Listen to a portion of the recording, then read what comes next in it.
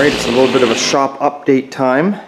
So you can see here our little Pontiac, our 51 Pontiac two-door that Steve has been plugging away here. He's been putting in the lower half of the quarter panel. We've put rockers on it.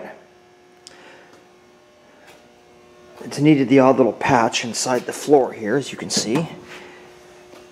So that's what's going on with the little Pontiac. Now this is not a complete job for us. We're just doing the welding down below where the customer saw it, basically the quarters and the rockers.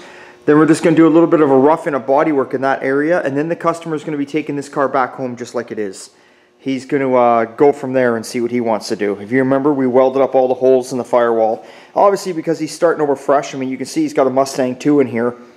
So he's probably going to put vintage air in and all that kind of stuff, so he's got to drill new holes. So that's what's happening here. Now, we haven't received the panel yet for the back of the driver's side, so we haven't really gotten too carried away there, but we did get the floors all in.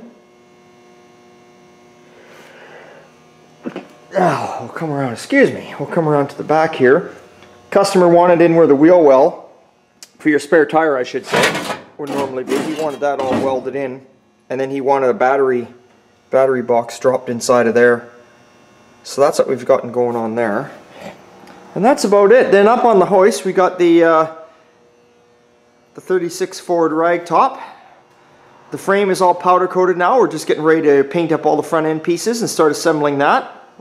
And then right below that, you can see we got our girl with no name.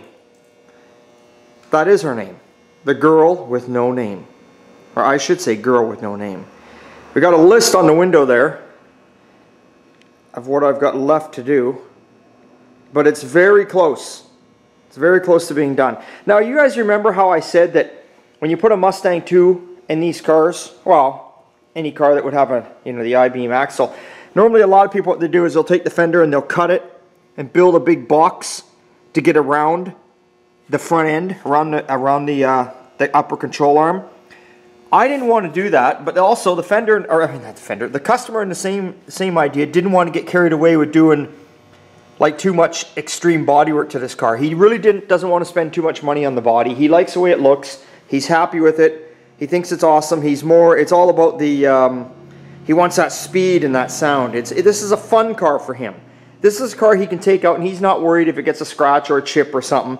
Later on in life, he's going to build the nice car with the fancy paint, but for right now, this is his fun car, and I love the idea of that.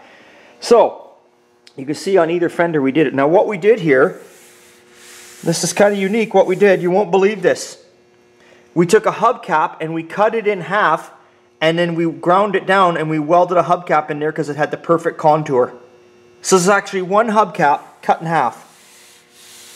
And I mean, it kind of, if you look at it, I'm trying to get the camera the right angle, it just flows in there. Rather than, I know some of you might be laughing, but a lot of guys will build this out, like I say, as a box. We've all seen it. All you hot rod guys have seen it. And it looks horrible when they do that. Or at least I think it does.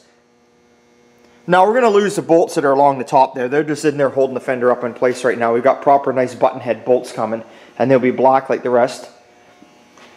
But there we go. She's got her fenders on. Grill shells back in.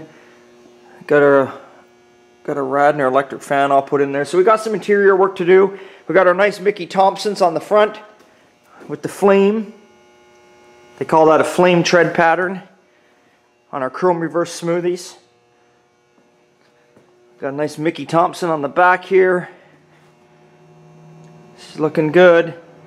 She's looking good. I don't know if I can get down here and show you guys this. We got rid of all the leaf springs. We put 4-bar underneath it, coilovers. Really can't see it that well, but it's all in there. I should have had it on the hoist, but we've only got one hoist. I need to get a second hoist.